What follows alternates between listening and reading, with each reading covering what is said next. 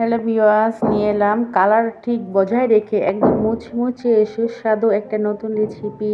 এই রেসিপিটি অবশ্যই ভালো লাগবে, কথা দিচ্ছি তোমাদের আমার প্রিয় বন্ধুরা। আজকের এই পুরো রেসিপিটি অবশ্যই দেখবেন, তোমাদের কিন্তু খুবই ভালো লাগবে। এর স্বাদ তোমরা ভুলতেই পারবে না। আমরা তো অনেকেই ছোট ছোট কুচি করে ঢেঁড়স ভাজি খেয়েছি, কখনো কি আমরা এইভাবে ঢেঁড়স ভাজি খেয়েছি? খাইনি তো, তাই না? আমি কিন্তু মাঝে মধ্যেই খাই। তো আজকে এই রেসিপিটি শুধু আপনাদের জন্য নিয়ে এলাম, যে ছোট ছোট কুচি কুচি রেসিপি, মানে ঢেঁড়স ভাজির রেসিপি করতে গেলে নাকি ঢেঁড়সগুলা ভেঙে যাচ্ছে, গলে যাচ্ছে। তার জন্য আপনারা যদি ঠিক এইভাবে ঢেঁড়সগুলো একটু লম্বা লম্বা করে কেটে নেন, তাহলে কিন্তু ঢেঁড়সগুলা ভাঙার আর ভয় থাকে না। দেখেই বুঝতে পারতেছেন। তো আজকের রেসিপিটি দেখে আসা যাক। তো ওয়েলকাম ব্যাক রমণীর রান্নাঘর ব্লগ লাইভ স্টাইলে আপনাদের সুস্বাগতম। তো শুরু করা যাক আজকের রেসিপিটি। তো এখানে আমি সয়াবিন তেল দিয়ে দিলাম, দেওয়ার পরে কিছু কাঁচামরিচ দিয়ে দেব। তো এই রেসিপিটি আপনারা শুধু একটু লক্ষ্য করবেন যে আমি কিভাবে প্রসেস অনুযায়ী রান্না করতেছি। আসলে আপনারা না কিন্তু দেখলে পুরোটাই বুঝতে পারবেন না আজকের রেসিপিটি ঠিক আমি কিভাবে এত সহজ এত অল্প সময়ের মধ্যেই করতে পারবেন। খুব মজাদার হয়। আর হ্যাঁ, একটু তেল কিন্তু বেশিই দিবেন, তাহলে কিন্তু ভাজির স্বাদটা আসবে দ্বিগুণ। তো এখানে কিন্তু আমি একটু জিরে ফোড়ন দিয়ে দিয়েছি, এর জন্য কিন্তু খুব সুন্দর একটা ফ্লেভার আসবে। কি ভাবতেছেন আমি রসুন পেঁয়াজ দিব না? সবই দিব। একটু লক্ষ্য করুন, কিছুক্ষণ পর অবশ্যই দিব। স্টেপ বাই স্টেপ শুধু একটু দেখতে থাকুন। তো এখানে আমি লবণ আর হলুদ দিয়ে কিছু ভালো করে আগে মিশিয়ে নিব। মিশিয়ে নেওয়ার পরে হাতে গোনা 2 মিনিটের মতো আর কি ভাপিয়ে নেব, ঢাকিয়ে সেদ্ধ করে নেব। পানি দিব না, তেলেই ঢাকনা দিয়ে ভাপিয়ে সিদ্ধ করে নেব আর কি। তার আগে অবশ্যই লবণ আর হলুদটা ভালোভাবে মিশিয়ে নিতে হবে। তো দেখুন, একদম কিন্তু পিছলেও ভাব হবে না। ঢেঁড়সের যে পিছলা ভাব থাকে, আপনারা ভয় পান ঢেঁড়সের ভাজি করতে, পিছলো ভাব থাকতেছে, ভেঙে যাচ্ছে। তো আজকের রেসিপিটি স্টেপ বাই স্টেপ যদি ফলো করেন, আপনার কিন্তু ঢেঁড়সের এই রেসিপিটি খুবই সুন্দরভাবে আপনি বাসাতে তৈরি করতে পারবেন। দেখুন, যেমন এখন পিছলো পিছলো একটা ভাব আছে, এখন কিন্তু অনেকটাই পিছলো ভাব, তো পরবর্তীতে কিন্তু থাকবে না। তো আমি হাতে গোনা 2 মিনিট একটু ভাপিয়ে নিলাম তেলের মাঝে আর কি ঢেকে। তো দেখুন, চলে আসলাম 2 মিনিট পর। তো 2 মিনিট পরে দেখে বুঝতে পারতেছেন অনেকটা কিন্তু পিছল চলে আসছে, ছেড়ে দিছে।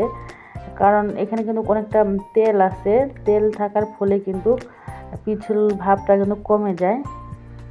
তো আরেকটু ঢাকিয়ে দিলাম।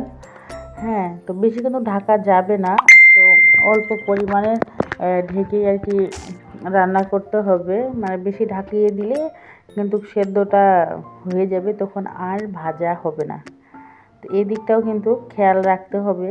শুধু একটুখানি নরম হয়ে আসলেই কিন্তু আপনারা বুঝে যাবেন যে আসলে এটা নরম একটু হয়ে আসছে শরীরটা, তো আর ঢাকিয়ে দেওয়া যাবে না। এই দিকটা কিন্তু অবশ্যই খেয়াল রাখতে হবে। আর যদি অতিরিক্ত নরম হয়ে যায়, সেক্ষেত্রে কিন্তু একদমই ভাজিটা ভালো হবে না, ঝরঝরে হবে না, ওই ভেঙেই যাবে। তা আমি কিন্তু বুঝে পারলাম যে এখনও নরম হয়নি শরীরটা, তার জন্য আমি ঢাকিয়ে কিছুক্ষণ ভেজে নিচ্ছি আর কি। তো আমার কথার মাঝে যদি কথা ভুল ত্রুটি হয়ে থাকে, অবশ্যই ক্ষমা দৃষ্টিতে দেখবেন আমার প্রিয় বন্ধুরা। তো যারা ভিডিওটি দেখতে দেখতে দূর পর্যন্ত চলে আসছো, এখন লাইক কমেন্ট করে নিই, অবশ্যই লাইক কমেন্ট করে দিও।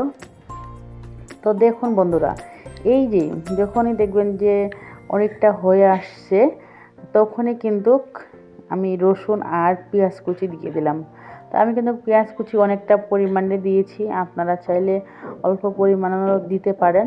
আমার কাছে কিন্তু বেশি দিলেই এই রেসিপিটা খুবই ভালো লাগে আর খুবই মজাদার হয়, সত্যি কথা বলতে। তো এই পর্যায়ে দিয়েও পেঁয়াজগুলো ভাবতেছেন যে কাঁচা থাকবে, মোটেও কাঁচা থাকবে না, আপনারা শুধু দেখতে থাকুন। যে কাঁচা থাকবে কি না। আপনারা যদি স্টেপ বাই স্টেপ ফলো করেন তাহলে বুঝতে পারবেন যে এই রেসিপিটি আসলে আদৌ মানে কাঁচা থাকবে না। পরবর্তীতে দেখেই বুঝতে পারবেন। আমি কিন্তু প্রতিটা ভাজিতেই পরে মানে লেট করেই আমি পেঁয়াজ রসুনটা অ্যাড করার চেষ্টা করি, তাহলে আর কি তিতো ভাব চলে আসে না, পুড়ে যায় অনেকটা সময়। যে সবজিগুলো ভাজতে ভাজতেই দেখবেন যে পেঁয়াজ রসুনগুলাও একদম অতিরিক্ত পুড়ে যায়। তো এই জন্য ওই দিকটাও খেয়াল রাখতে হয় যে অতিরিক্ত যেন পুড়ে না যায়। তো দেখুন আমার কিন্তু পেঁয়াজ অলরেডি অনেকটা ভাজা হয়ে গেছে, আর বাকিটা কিন্তু ভাজতে ভাজতে আরও ভাজা হয়ে যাবে, একদম ব্রাউন কালারে চলে আসবে। এদিকে কিন্তু আমার ঢেঁড়সটাও মানে ভেন্ডিটাও ভাজা হয়ে যাচ্ছে। দেখুন এখনও পর্যন্ত কিন্তু ভেন্ডিটাতে আমার পিছল নাই, এখন দেখে বুঝতে পারতেছেন। আর একটা ভেন্ডিও কিন্তু ভেঙে যায়নি এখনও। তো ওই দিকটা অবশ্যই খেয়াল রাখতে হবে, যখন আমরা নেড়ে দেব নেড়ে দেওয়ার দিকটা কিন্তু খেয়াল রাখতে হবে, যে অতিরিক্ত উড়াধুরা নাড়াচাড়া করলে কিন্তু ভেন্ডিটা ভেঙে যাওয়ার চান্স থাকে। তো আমি এই জন্য ধীরে সুস্থে আর কি আস্তে আস্তে নেড়ে চেড়ে দিচ্ছি। তো আমার প্রিয় বন্ধুরা, যারা এখনও আমার চ্যানেলটি সাবস্ক্রাইব করোনি অবশ্যই চ্যানেলটি সাবস্ক্রাইব করে দিও। আর ভিডিওর যদি কোথাও কোনো অংশ একটুও ভালো লেগে থাকে তাহলে সুন্দর গঠনামূলক একটি কমেন্ট করে জানাবেন যে আজকের এই রেসিপিটি কেমন হয়েছে। আর সবার আগে ভিডিও পেতে চাইলে অবশ্যই বেল আইকনটি বাজিয়ে দিতে হবে, তাহলেই সবার আগে আপনার কাছে ভিডিওটি পৌঁছে যাবে। ভিউয়ার্স দেখুন এই পর্যায়ে কিন্তু আমি কিছু ধনিয়া পাতা দিচ্ছি। ধনিয়া পাতাগুলো কিন্তু আমি মোটেও একদম কুচি কুচি করিনি, মাঝারি একটা সাইজে আমি কেটে কেটে নিয়েছি, ঠিক ঢেঁড়স যেভাবে কেটে নিয়েছি সেভাবেই। তো আমি কিন্তু কুচি করে নিইনি। তো আমার প্রায় ভাজাটা কিন্তু অনেকটা হয়ে আসছে মাশাআল্লাহ। কালারটাও যেমন পারফেক্ট কালার বজায় রেখে যেমন ভাজিটা হয়েছে, আবার ফির দেখতেও তেমন হয়েছে, মুচমুচে ভাবও একটা চলে আসছে। কালার ঠিক রেখে কালার বজায় রেখেও যে এতটা সুন্দর ঢেঁড়স রেসিপি হয়, আসলে আপনারা না জানলে মানে এইভাবে না প্রসেস অনুযায়ী রান্না করলে কখনোই হবে না, তাহলে কালো কালো ভাব একটা চলে আসবে। আমরা কিন্তু ঢেঁড়স ভাজি অনেকেই পছন্দ করি, আবার অনেকেই পছন্দ করি না। তো যারা পছন্দ করি না তারা শুধু এইভাবে একবার চেষ্টা করুন, দেখবেন যে আপনারও পছন্দের তালিকায় এই রেসিপিটা থাকবে। কথা দিচ্ছি যে আপনারও খুব খুব ভালো লাগবে এই রেসিপিটি। এই রেসিপিটি মানে ছোট বড় সকলেরই এতটা পছন্দের হয় যা বলার বাইরে। তো আমার কিন্তু ভাজিটা কমপ্লিট হয়ে গেছে, দেখুন দেখে বুঝতে পারতেছেন মাশাআল্লাহ এতটা সুন্দর হয়েছিল খেতে যে কি বলবো। আপনারা দেখুন পেঁয়াজগুলা রসুন কালার কিন্তু খুব সুন্দরভাবে হয়ে গেছে, দেখে বুঝতে পারতেছেন মাশাআল্লাহ। তো যাই হোক, কথা বলতে বলতে অনেক দূরে চলে আসলাম, ভুল ত্রুটি ক্ষমার দৃষ্টিতে দেখবেন। আর যারা এখনও আমার চ্যানেলটিকে ভিজিট করেনি অবশ্যই আমার চ্যানেল থেকে ঘুরে আসার অনুরোধ রইল। আমার যে সকল প্রিয় বন্ধুরা আছো সবসময় আমাকে সাপোর্ট করতেছো, তোমাদেরকে অনেক অনেক ভালোবাসা ও অভিনন্দন আমার মন থেকে। আমিও তোমাদের সকলকে অনেক অনেক ভালোবাসি, তোমরা যেমন আমাকে ভালোবাসো। তো আজকের এই রেসিপিটা দেখুন, একটি ঢেঁড়সও কিন্তু মানে ভেন্ডিও ভাঙে যায়নি। তো কতটা সুন্দর পারফেক্টভাবে এতটা মজাদার যে একটা রেসিপি এত অল্প সময়ে করা যায়, আপনারা আসলে বাসাতে না করলে বুঝতেই পারবেন না যে এতটা মজাদার হয়। আর এইভাবে রান্না করলে কিন্তু অনেক পুষ্টিগুণতা আছে, পুষ্টি নষ্ট হবে না। এটার যে ভিটামিন আছে বা পুষ্টিগুণতা আছে এটা কিন্তু একদমই নষ্ট হবে না। দেখুন উপর থেকে যেমন দেখতে লাগতেছে মাশাআল্লাহ, ভেতর থেকেও কিন্তু খুব সুন্দরভাবে হয়ে আসছে। তো এই রেসিপিটি কিন্তু গরম ভাত বলেন, পরোটা বলেন বা রুটি বলেন, যেখানে মানে যেটা দিয়ে খান না কেন পারফেক্ট জমে যাবে, একদম মুখরোচক একটা রেসিপি।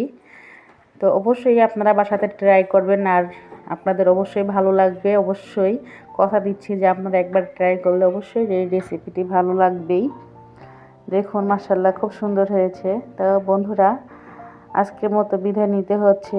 সকলে ভালো থাকবেন, সুস্থ থাকবেন, সকল পরিবার প্রিয়জনকে নিয়ে। তো আজকের মতো বিদায় নিচ্ছি এখানেই। আল্লাহ হাফেজ, আসসালামু আলাইকুম।